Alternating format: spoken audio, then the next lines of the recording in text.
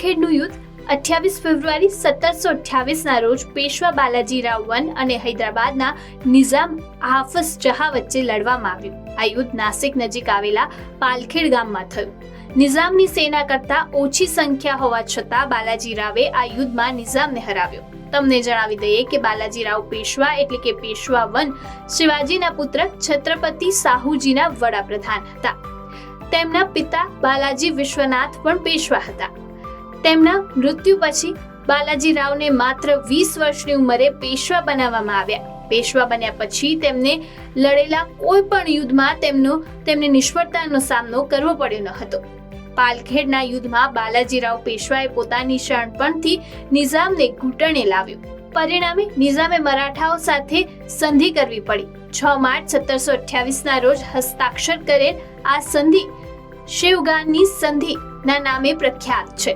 આ સંધિ હેઠળ તમામ સ્થળો જે એક સમયે મરાઠા સામ્રાજ્ય હેઠળ હતા તે ફરીથી મરાઠાઓના નિયંત્રણ હેઠળ આવ્યા. એ જ રીતે નિઝામે આ સંધિ મુજબ દક્ષિણની સરદેશમુખની સનદ અને સ્વરાજની સનદ પણ મરાઠાઓને આપી દીધી હતી.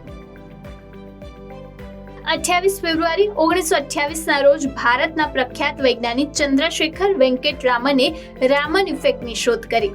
સીવી રામનની રામન ઇફેક્ટ જણાવે છે કે જ્યારે પ્રકાશ પારદર્શક પદાર્થમાંથી પસાર થાય છે ત્યારે પ્રકાશની તરંગ લંબાઈમાં ફેરફાર જોવા મળે છે. આ શોધ માટે સીવી રામનને વર્ષ 1930માં નોબેલ પુરસ્કાર આપવામાં આવ્યો હતો.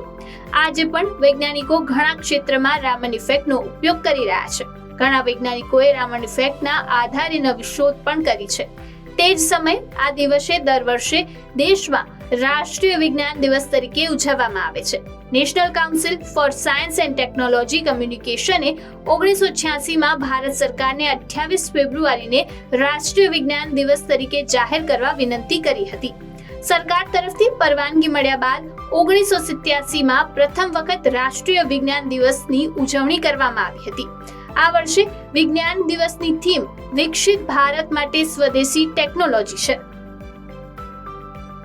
28 ફેબ્રુઆરી 1963ના રોજ ભારતના પ્રથમ રાષ્ટ્રપતિ અને સ્વતંત્ર સેનાની ડોક્ટર રાજેન્દ્ર પ્રસાદનું બિહારના પટનામાં અવસાન થયું. લોકો તેમને પ્રેમથી રાજેન્દ્ર બાબુ કહેતા. ભારતીય રાષ્ટ્રીય કોંગ્રેસના પ્રમુખ ડોક્ટર રાજેન્દ્ર પ્રસાદે મુખ્ય ભૂમિકા ભજવી હતી. ડોક્ટર રાજેન્દ્ર પ્રસાદને 24 જાન્યુઆરી 1950ના રોજ બંધારણ સભા દ્વારા સ્વતંત્ર ભારતના પ્રથમ રાષ્ટ્રપતિ તરીકે સર્વાનુમતિથી ચૂંટવામાં આવ્યા હતા. ડોક્ટર રાજેન્દ્ર પ્રસાદ 1952 અને 1957માં સતત 2 ટર્મ માટે રાષ્ટ્રપતિ તરીકે ચૂંટાયા. આ સિદ્ધિ મેળવનાર તેઓ ભારતના એકમાત્ર રાષ્ટ્રપતિ છે. ડોક્ટર રાજેન્દ્ર પ્રસાદનું વ્યક્તિત્વ ખૂબ જ સાદું હતું. તેઓ એવા રાજકારણીઓમાંના એક હતા જેમને સાદગીને સર્વોપરી રાખ્યું. ડોક્ટર રાજેન્દ્ર પ્રસાદ પહેલા રાષ્ટ્રપતિ હતા જેઓ જમીન પર બેસીને ભોજન લેતા હતા. એટલું જ નહીં, તેમને રાષ્ટ્રપતિ ભવનમાં અંગ્રેજી રીતભાત અપનાવવાની ના પાડી. ડોક્ટર રાજેન્દ્ર પ્રસાદે પોતાના પગારનો અડધો ભાગ પોતાની પાસે રાખ્યો અને રાષ્ટ્રપતિ ભવનના ઘણા રૂમમાંથી માત્ર 3 રૂમનો જ ઉપયોગ કર્યો. આ ગુણને કારણે તેઓ આજે પણ લોકોના દિલમાં ખાસ સ્થાન ધરાવે છે.